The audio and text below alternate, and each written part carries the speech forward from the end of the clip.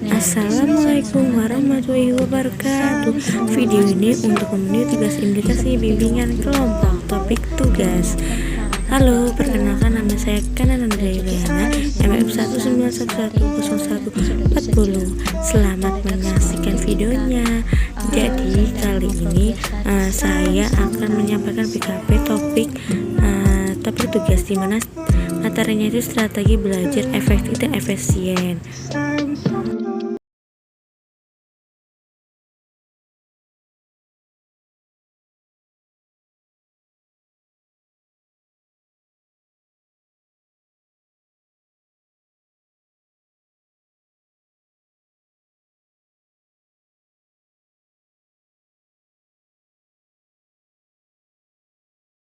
Assalamualaikum warahmatullahi wabarakatuh.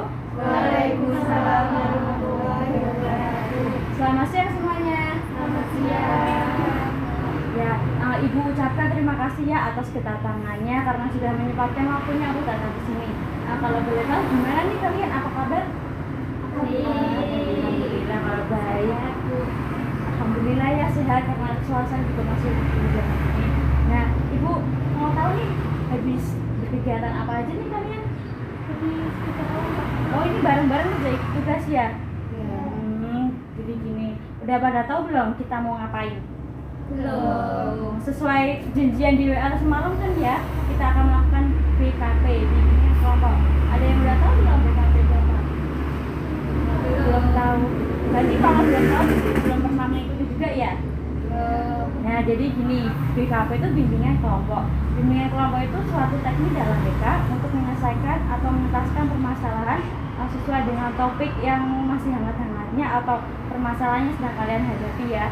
Nah, di sini itu ada dua topik nih, topik bebas sama topik tugas. Tapi kali ini Ibu akan menggunakan topik tugas. Nah, di mana topik tugas ini Ibu udah menyiapkan satu topik materi nih yang insya Allah bermanfaat buat kalian nih. Kalian juga anak SMA kan semua kan?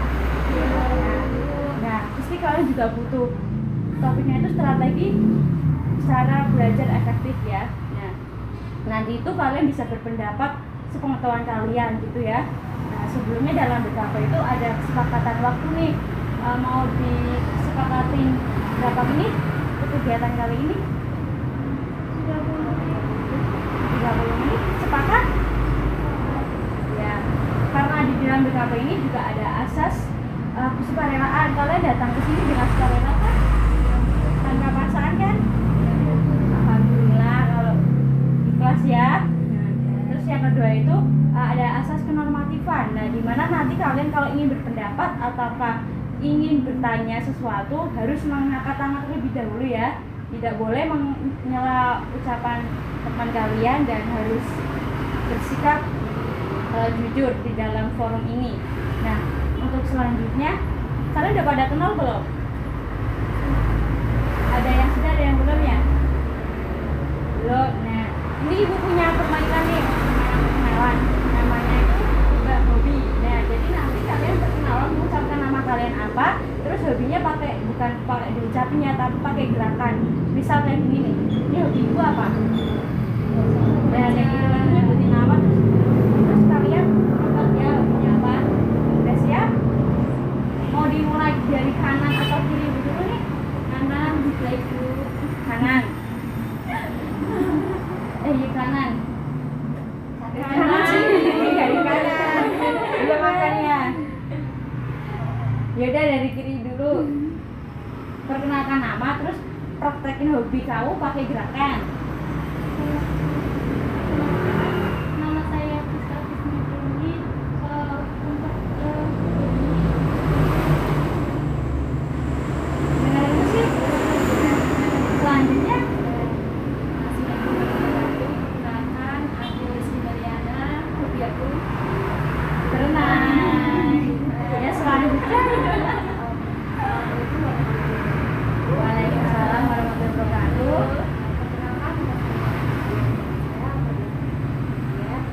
perkenalkan, Masak. Selanjutnya Mbak.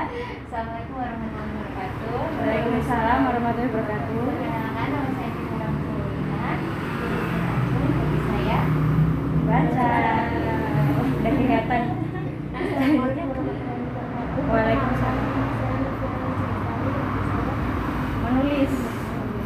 Selanjutnya yang terakhir Perkenalkan saya Kapila. Kemudian masa sama ya hanya Mbak Vidya. Ini udah pada saling kenal. Coba aku lanjut Mbak Priska. Hobinya Mbak Alvin apa tadi? Baca. Mbak Lia hobinya Mbak Lia tadi apa? nulis. Berarti udah saling kenal semua ya. Oke, kita mulai ke selanjutnya. Kali ini Ibu akan mengangkat topik tentang cara belajar efektif dan efisien. Kalian kan anak SMA semua nih. Mau UAS kan ya? Atau udah UAS? Mau UAS. Kemarin udah. Ya. Nah, Ibu ingin sebelum Ibu membahas tentang detail, Ibu mau tahu dong menurut kalian belajar itu apa sih? Pengertian belajar ada yang ingin?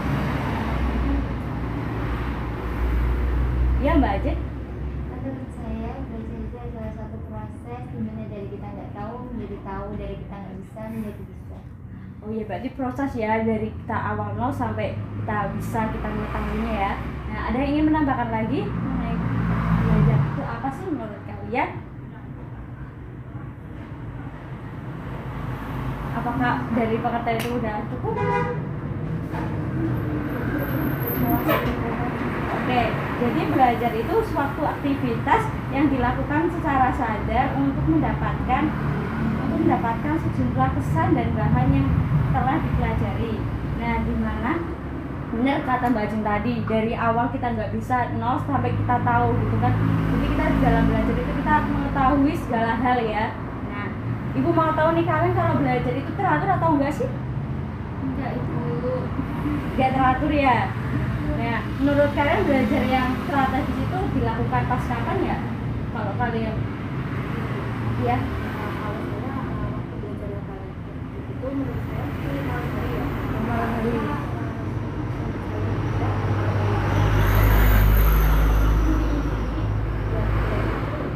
Asik gitu, nggak terganggu sama sekali. Jadi tenang gitu ya. Berarti Mbak Vida itu tipikal yang kalau belajar itu harus sunyi ya, nggak bisa Iya. di keramaian. Iya. Oh, ada yang ingin berungkap lagi mengenai pengalamannya? Saya dulu Iya Mbak Lia.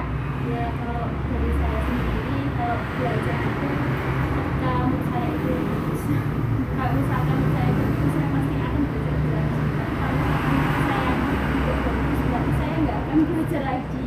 Dan ketika harinya itu saya lebih prefer ke setelah subuh, karena kalau subuh itu ketika setelah sholat subuh nanti itu jangan tidur lagi. Oh, itu juga waktu yang efektif menurut Mbak Lia ya. Ya. Nah, sekarang kalian kan udah paham kan belajar itu apa sih? Terus belajar efektif itu ada yang menurut lo nggak? Jadi belajar efektif itu ya Mbak Jeng lagi? Belajar apa? Ya, waktu belajarnya sesuai dengan diri kita, kemudian kita juga inti dari yang kita pelajari. Oh ya, bagus sekali ya. Jadi apa menangkap ya materinya apa yang kita pelajari gitu ya. Nah, kan udah tahu nih pengertiannya. Selanjutnya kan ada faktor-faktor nih. Faktor itu ada dua, faktor internal sama faktor eksternal. Menurut kalian faktor internal itu apa aja? Ada yang ingin mendapat? Ya. Pada data dari diri kita ya. Ya. Jadi faktor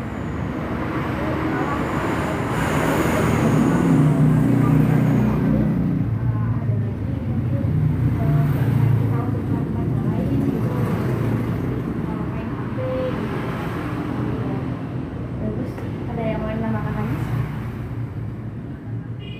Oke, sekarang Ibu jelasin ya. Untuk faktor internal itu benar Mbak Vidya, itu dari dalam diri kita.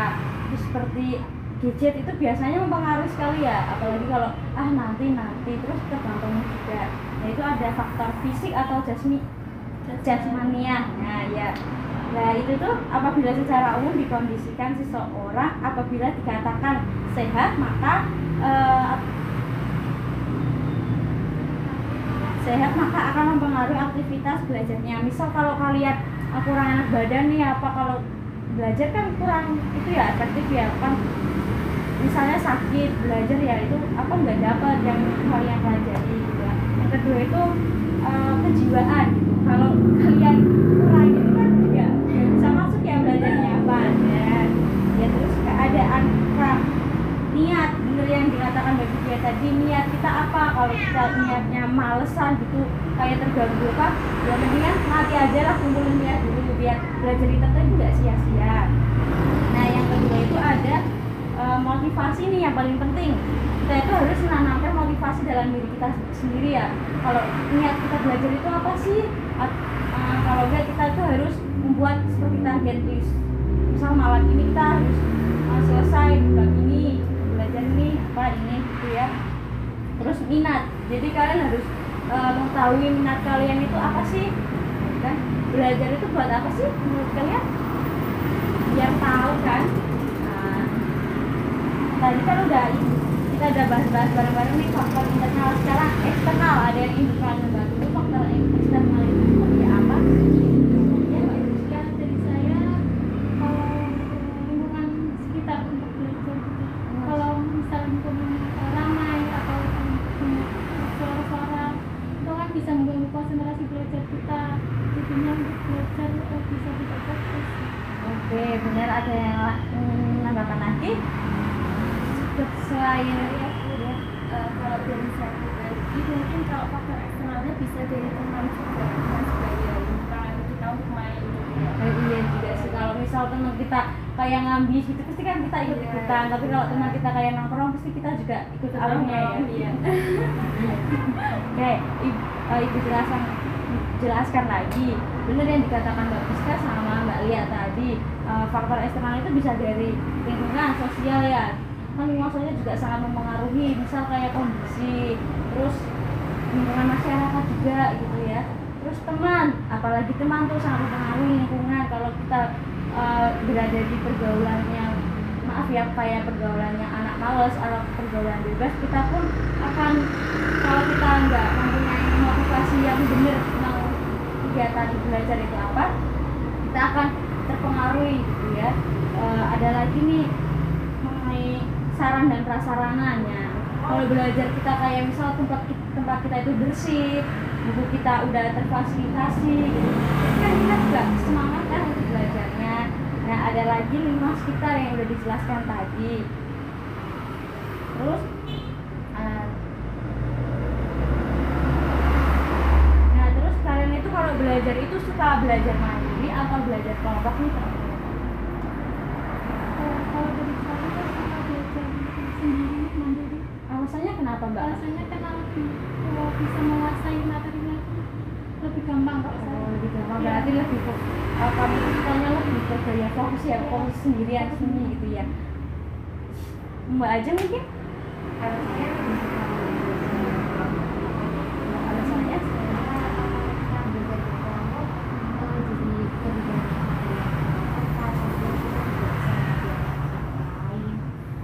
Jadi kita udah saling tuker-tuker informasi pengetahuan ya. Satu lagi nih, Mbak Vina. Kalau menurut saya lebih nyaman belajar kelompok. Karena alasannya gimana? Karena kita bisa saling-saling semua materi, kalau kita sendiri tidak mengerti. Iya benar ya. Ya emang tergantung dari pribadi masing-masing ya, enaknya apa. Mungkin Mbak Rizka karena tipikal belajar yang intensif ya, jadi dia itu pinginnya fokus sendirian gitu ya. Karena juga Mbak Vidya juga oh malah Karena saya kan juga nggak tahu jadi kita juga udah pada paham belum ada apa yang ingin ditanyakan mengenai pembahasan tadi? Kita udah bahas pengertian, udah membahas faktor-faktornya. Ada yang ingin ditanyakan sebelum lanjut ke selanjutnya? Ya Mbak Jek. selain jadi ada faktor internal, kemudian ada kan dari diri kita sendiri. Nah untuk faktor internal itu gimana ya bicaranya? Misalnya kalau kita main gadget terus mood berantakan buat belajar, ya siapa Mengatasinya gimana? Oh ya, sebelum ini ada yang ingin membantu menjawab dulu? Ya.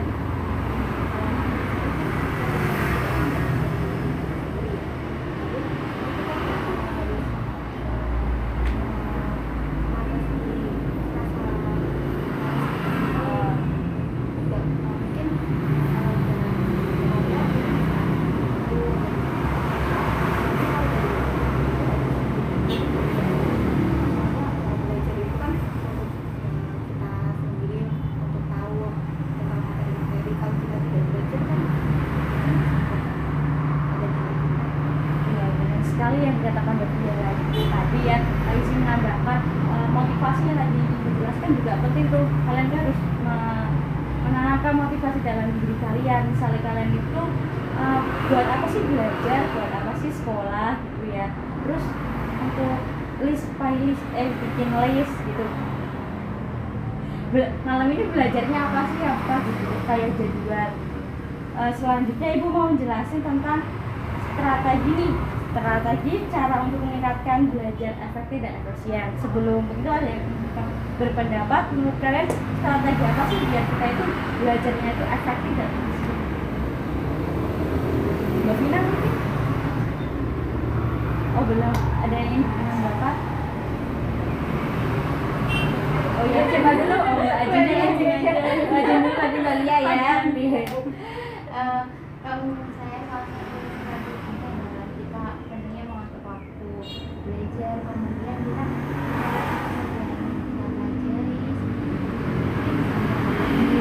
Bagus sekali ya. Mungkin Mbak Lia ada yang luar biasa lagi. ya. Kalau dari saya sendiri strateginya ya pasti untuk meningkatkan belajar balik lagi sama motivasi, balik lagi sama tadi yang dikatakan Mbak Aja kayak waktunya. Kalau misalkan emang waktunya nggak mencukupi, waktunya nggak pas, itu jangan dipaksakan. Jadi benernya dikatakan Mbak Lia sama Mbak Ajita tadi, Ibu mau tambah lagi nih, yang caranya itu kita juga harus ciptakan suasana belajar yang nyaman. Kalau kita belajarnya nyaman, tempatnya nyaman, pasti otak kita juga fresh gitu kan, tambah semangat untuk belajarnya. Dan terus merangkum materi seperti yang dijelaskan Mbak Ajin tadi. Nah ini tuh penting karena kita itu bukan hanya sekedar hafalan ya, tapi harus memahami materinya. Kalau sekedar hafalan kan mungkin bisa saja lupa, tapi kalau kita mencatat poin-poin yang penting, kita udah memahami, oh ini tuh ini gitu, pasti kita udah kayak di luar kepala gitu kan ya. Nah selanjutnya itu belajar dengan memahami dan menghafal seperti Ibu jelaskan. Terus belajar dengan praktek. Nah misal pelajaran apa nih yang ada prakteknya itu biasanya? Ya matematika kan yang begitu. Nah itu kita juga hanya awal-awal kita juga latihan ngerjain soal gitu biar supaya kita itu paham rumusnya ini, walaupun kita mau dibolak-balik berapa angka tetap bisa gitu ya. Nah terus belajar secara berkelompoknya. Menurut berdasarkan teori belajar itu paling efektif itu emang belajar kelompok ya, karena belajar kelompok itu kan banyak teman, banyak pengetahuan baru. Jadi kalau kalian belum bisa harus saling itu, mungkin bagus kayak tahu materi ini, baik tak belum, jadi bisa saling kita materi ya. Nah terus pahami teori yang sudah kalian paham, yang kalian baca gitu. Seperti poinnya sih kayak buat ringkasan kayak mind mapping sih. Itu sih dari Ibu. Apakah ada yang ingin menambahkan lagi menurut kalian dari pembahasan Ibu yang belum Ibu ucapkan tadi? Apakah ada yang ingin ditanyakan atau ditambahkan? Sudah cukup? Ya kira udah cukup nih kayaknya yang pada lesu semua nih. Maka Ibu punya game nih, mau nggak? Mau ice breaking nggak nih? Mau dong ya biar semangat. Nah ini Ibu punya permainan namanya tebak buah.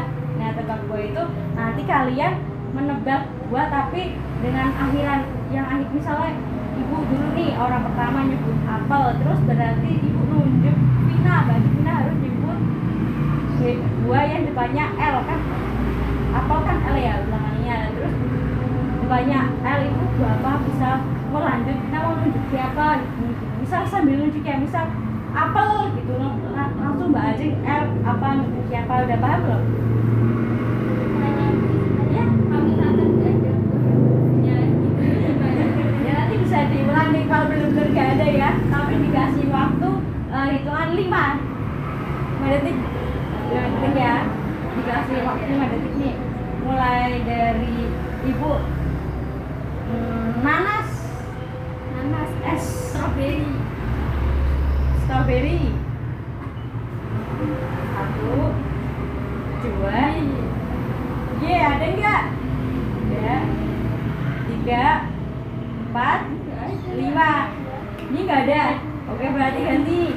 Mulai dari kakak lagi. Semangka Menurut siapa? Kalau Mbak Lia berarti udah nggak main ya? Laci. Ih. Iya tuh nggak ada. 1, 2,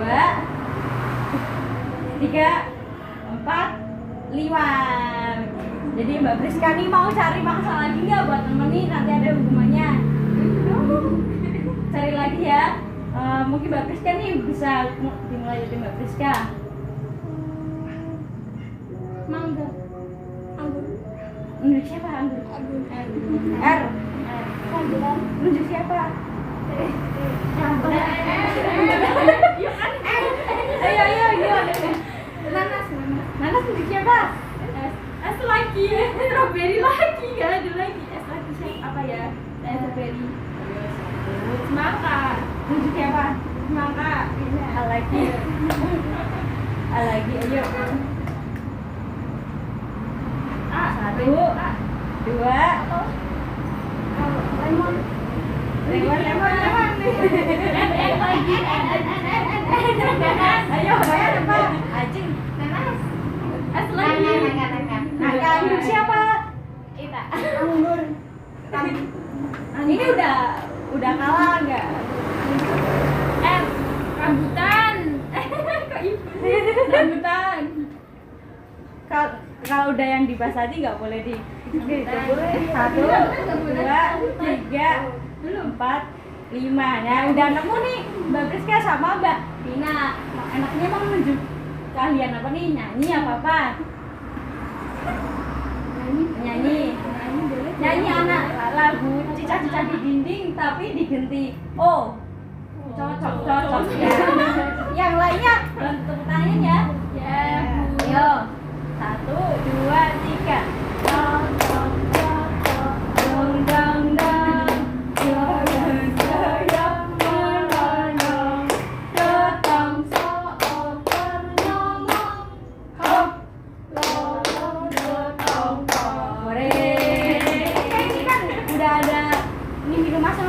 Kita santai aja, bisa diminum dulu, kita sambil lanjut.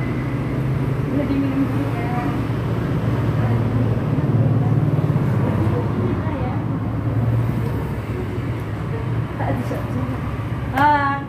Gimana, udah fresh kembali ya?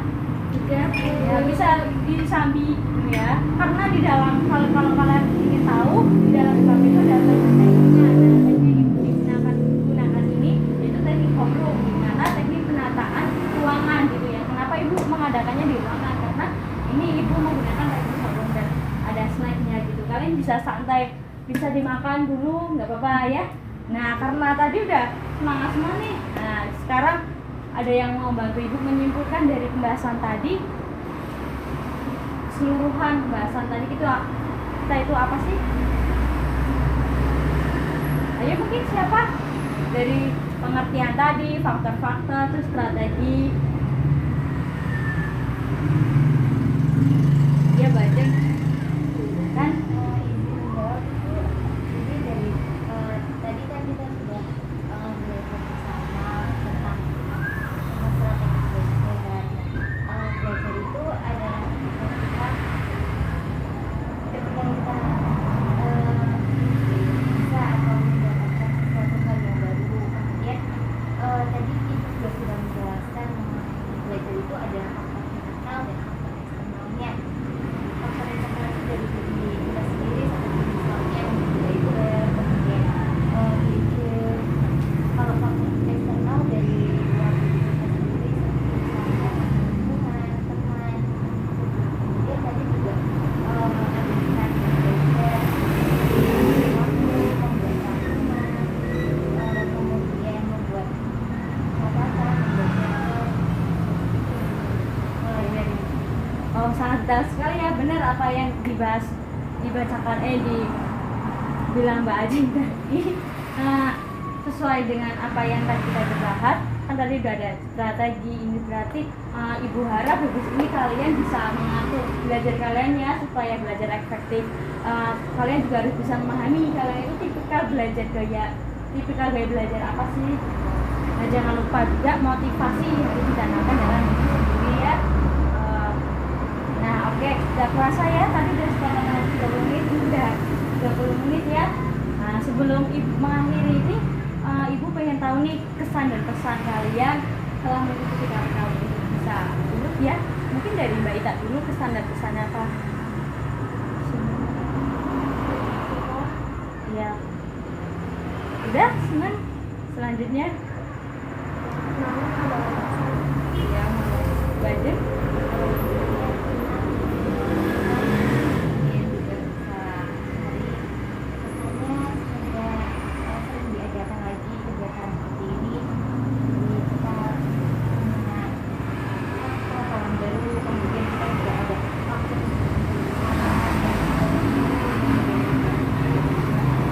Selanjutnya ya.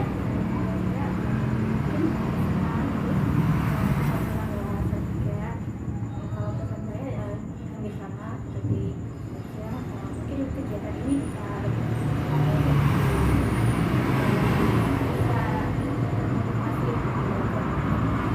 Mbak Lia? dari saya kesannya gembira, senang, terus untuk pesannya mungkin apa ya, sama juga kayak kegiatan ini nggak hanya dilakukan satu kali dua kali, mungkin seterusnya mungkin bisa dilakukan ya. Kalau gini saya katanya menyenangkan dan pesannya ya sama, bisa diajarkan terus berkelanjutan. Kalau tadi dalam BKP juga konsisten ya, jadi yang sesuai dengan diucapkan tadi kalian, kita akan melakukan kegiatan kali BKP ini apa lagi nih? Minggu depan? Minggu depan sepakat? Di tempat dan waktu yang sama? Ya berarti minggu depan sepakat ya, kita akan adakan kegiatan kali ini lagi, BKP lagi. Ibu ucapkan terima kasih sebelumnya. Sebelum mengakhiri kegiatan ini, lebih baik kita berdoa terlebih dahulu. Berdoa sesuai dengan kepercayaan masing-masing. Berdoa mulai. Berdoa selesai. Kalian hati-hati di jalan ya. Ibu ucapkan terima kasih. Assalamualaikum warahmatullahi wabarakatuh.